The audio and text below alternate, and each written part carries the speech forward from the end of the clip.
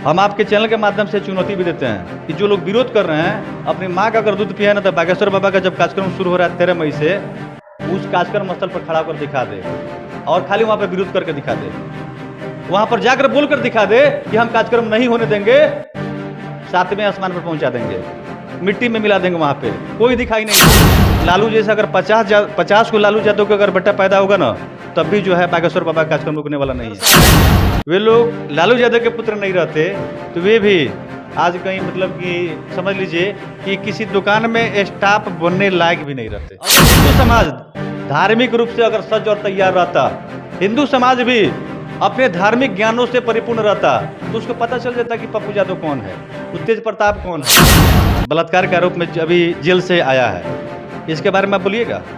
इसके बारे में आपके जो तेज प्रताप जी बोलेंगे, पप्पू यादव बोलेंगे, ऐसे सैकड़ों मौलाना के बतला सकते हैं जो रेप के आरोपी है। क्या उन पर कभी चर्चा होती है? धीरेन्द्र शास्त्री भविष्य में आसाराम बापू हो सकते हैं, इसकी क्या गारंटी? आप अभी कैसे बोल सकते हैं? किस आधार पर बोल सकते हैं? आपका भी इसका मतलब है कि आप भी सनातन धर्म के टारगेट कर रहे हैं। भारत के अस्तित्व के लिए, हिंदू समाज के सुरक्षा के लिए और इस राष्ट्र के लिए, भारत की धारा के लिए अगर लोग जागरूक कर रहे हैं, तो क्या हिंदू मुसलमान कर रहे हैं? मौजूद हैं दिग्विजय पार्थ। तो चलिए इनसे हम बात करेंगे धीरेन्द्र शास्त्री को लेकर के कि धीरेन्द्र शास्त्री जब बिहार आ रहे हैं तो आरजेडी के द्वारा लालू प्रसाद यादव के सुपुत्र के द्वारा कहा जा रहा है कि हम डीएसएस बनाए हैं उनको पकड़ने के लिए, उनको भगाने के लिए। और साथ में पप्पू यादव का भी कहना है कि यदि धीरेन्द्र शास्त्री बिहार आते हैं तो उनकी गिरफ्तारी होनी चाहिए। तो चलिए इस विषय पर हम बात करेंगे दिग्विजय जी से। तो चलिए, आपका स्वागत है हमारे चैनल में। बहुत बहुत धन्यवाद आपका कि पूज्य संत बागेश्वर बाबा के लिए और उनके विचार को पूरी दुनिया के सामने रखने के लिए आप साहसिक रिपोर्टिंग कर रहे हैं। इसके लिए पूरी टीम को तहे दिल से धन्यवाद। आपने जो प्रश्न किया था कि लोग जो है तेज प्रताप और उसके बाद पप्पू यादव जी विरोध कर रहे हैं, तो तेज प्रताप क्या है, कौन रकम है, तो बिहार के लोगों से छुपा हुआ नहीं है। और लालू यादव के दोनों सपुत्र की योग्यता क्या है, यह पूरा दुनिया जानता है कि उनकी योग्यता क्या है।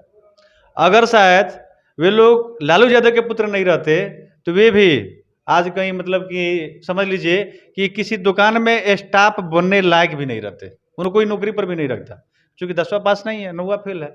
अब मिलाइए कि 9वां फेल 8वां फेल आदमी जो है बिहार में किसी सामाजिक जो ऐसे व्यक्ति का विरोध करे और उसके बारे में अनाप शनाप बोले, जो आज जिसको पूरी दुनिया जानती है और जो अपने मेरिट के दम पर पूरे हिंदुत्व का ब्रांड है, और जो लोग विरोध करते हैं तो विरोध करने वाले लोग वही हैं जो पप्पू यादव और ये जो तेज प्रताप तेजस्वी जैसे लोग हैं। ये कौन है जी? ये सेकुलर दोगले लोग हैं जो अत्याधिक सेकुलर बनने के चक्कर में अपने ही धर्म के साथ कुटराघात कर रहे हैं, अपने ही धर्म के साथ दगबाजी कर रहे हैं।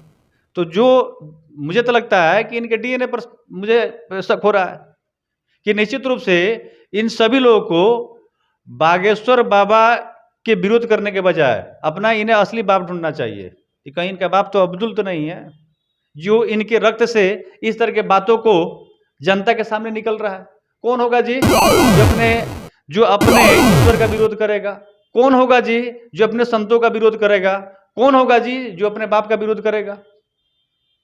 विरोध, राजनीतिक में विरोध और समर्थन एक प्रक्रिया होती है, मैं मानता हूं, लेकिन हमारे धीरेन्द्र शास्त्री जो है वह किसी पार्टी को तो नहीं है, वे सनातन धर्म के पूजनीय संत हैं।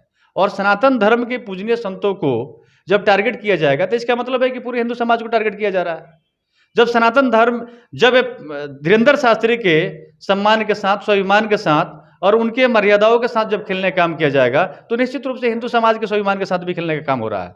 और जो लोग धीरेन्द्र शास्त्री के आड़ में और उनको बहाना बनाकर सनातन धर्म को अपमानित करने का काम कर रहे हैं, तो हम लोग उनको आसानी से उनका दुकान चलने नहीं देंगे, उनको भी मिट्टी में मिलाने का काम करेंगे। और हिंदू मुस्लिम कहा जाता है कि धीरेन्द्र शास्त्री हिंदू मुस्लिम करते हैं और हिंदू राष्ट्र बनाने की बात करते हैं। तो एक बात पूछे ना, धीरेन्द्र शास्त्री जब हिंदू मुसलमान करते हैं तो बिहार में कई बड़े बड़े मौलाना तकरीर के माध्यम से जिहाद फैलाने का काम करते हैं, हिंदुओं के विरोध में नफरत फैलाने का काम करते हैं, तो क्या वे लोग कौन भाईचारे का प्रसाद बांटते हैं जी? और तेजस्वी, तेज प्रताप और पप्पू यादव में अगर दम है तो मैं सैकड़ों मौलवी और मौलानाओं का नाम रख सकता हूं।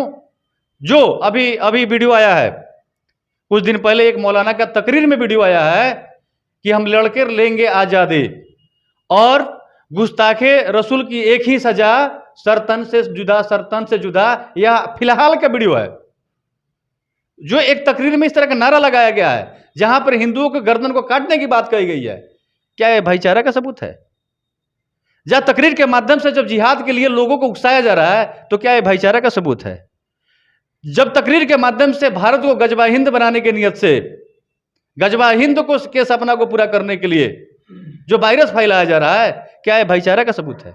अगर धीरेंद्र शास्त्री भारत के अस्तित्व के लिए, हिंदू समाज के सुरक्षा के लिए और इस राष्ट्र के लिए, भारत की धारा के लिए अगर लोग जागरूक कर रहे हैं तो क्या हिंदू मुसलमान कर रहे हैं? नहीं, तेज प्रताप हो या पप्पू यादव हो, ये सब हिंदू हैं और ये लोग चाहते हैं कि हमारा बिहार का सौहार्द बिगड़े नहीं, इन लोगों का कहना है। और आप जो बोल रहे थे ना कि पप्पू यादव और हिंदू है कि नहीं है, आपको जानकर हैरानी होगी, जो राम मंदिर का जो सुनवाई चल रहा था ना, और बाबरी मस्जिद के लड़ाई लड़ने वाले कोई इसमें मुस्लिम अधिवक्ता नहीं था।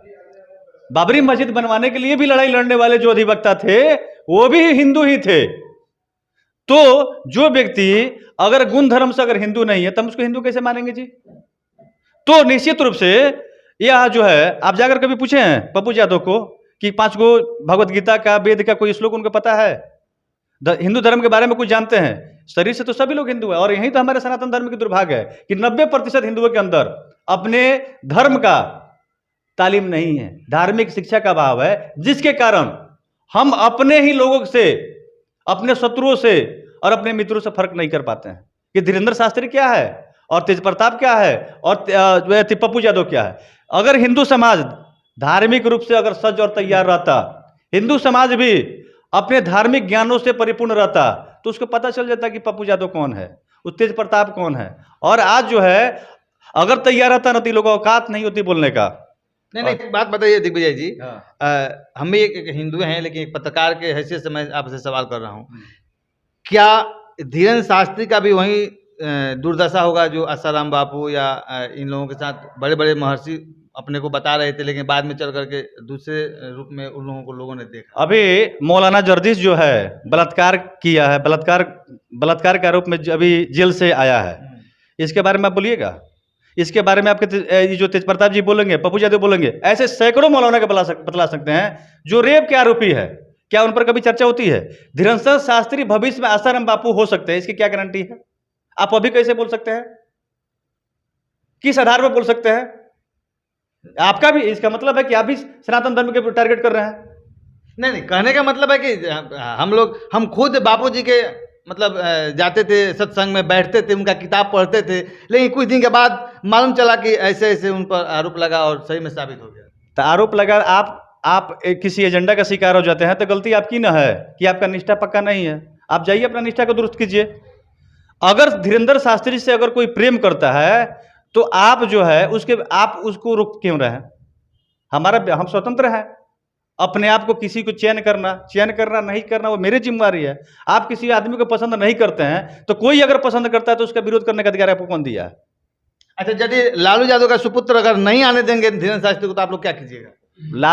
लालू जैसे अगर 50 को लालू यादव का अगर बेटा पैदा होगा ना तब भी जो है बागेश्वर बाबा का कार्यक्रम रुकने वाला नहीं है। और आपके चैनल के माध्यम से हम बतलाते हैं कि बिहार में जो बाबा का जो कार्यक्रम हो रहा है बागेश्वर बाबा का, अभी तक जितने भी कार्यक्रम किया है ना उसमें सबसे बड़ा कार्यक्रम होने वाला है। तो बागेश्वर बाबा का सभा के विरोध होने का इसके पीछे का आप जड़ आप नहीं जानते हैं। ये पप्पू यादव और तेज प्रताप यादव क्या कर रहे हैं? इनको लग रहा है कि मेरा दुकान बाबा बंद कर देंगे। दुकान क्या बंद कर देंगे? तो बाबा जो है हिंदुत्व को जगा रहे हैं। बाबा यह बतला रहे हैं कि तुम जादव, राजपूत, भुइयार, पंडित से पहले एक सनातनी हो, एक हिंदू हो। बाबा सारे लोग को जोड़ने का काम कर रहे हैं। वो चाह रहे हैं कि समृद्ध, वो बात करते हैं हिंदू राष्ट्र की। हाँ। और सेकुलर, और सारे लोग बोलते हैं कि इंडिया सेकुलर है, कैसे हिंदू राष्ट्र होगा भाई? ये बतलाइए कि 1947 से पहले भारत क्या था? हिंदुत्व के डीएनए में ही सेकुलरिज्म है। लेकिन यदि सेकुलरिज्म के आड़ में अगर हिंदुत्व को मिटाया जाएगा तो फिर हम हिंदू राष्ट्र की बात क्यों नहीं करेंगे? अगर सेक्युलरिज्म के आड़ में केरला स्टोरी, कश्मीर फाइल जैसे घटनाएं घटित होंगी तो हम हिंदू राष्ट्र की बात क्यों नहीं करेंगे? जब सेक्युलरिज्म के आड़ में लव जिहाद होगी और जिहाद के नाम पे हमारे हिंदू को मिटाया जाएगा तो हम हिंदू राष्ट्र की बात क्यों नहीं करेंगे? अगर बाबा भारत के लिए, भारत के हिंदुओं के अस्तित्व के लिए अगर हिंदू राष्ट्र की बात कर रहे हैं तो निश्चित रूप से हम उसका स्वागत करते हैं और उनके अभियान के इस अभियान में हम भी हिस्सा बनने के लिए इच्छुक होंगे। हम आपके चैनल के माध्यम से चुनौती भी देते हैं कि जो लोग विरोध कर रहे हैं, अपनी माँ का अगर दूध पिया ना तो बागेश्वर बाबा का जब कार्यक्रम शुरू हो रहा है 13 मई से, उस कार्यक्रम स्थल पर खड़ा होकर दिखा दे और खाली वहां पर विरोध करके दिखा दे, वहां पर जाकर बोलकर दिखा दे कि हम कार्यक्रम नहीं होने देंगे, 7वें आसमान पर पहुंचा देंगे, मिट्टी में मिला देंगे, वहां पे कोई दिखाई नहीं देगा। अरे सबको पता है कि पप्पू यादव क्या औकात है। पप्पू यादव के सभा में एक वीडियो दिखा दीजिए जहां पप्पू यादव के सभा में 10,000 से भी अधिक लोग जाता है। जितना बागेश्वर बाबा को सुनने के लिए जाता है, हमको लगता है कि उतना लोगों के बीच में सभा करने के लिए पप्पू यादव को दोबारा जन्म लेना पड़ेगा। यह बागेश्वर बाबा का ताकत है।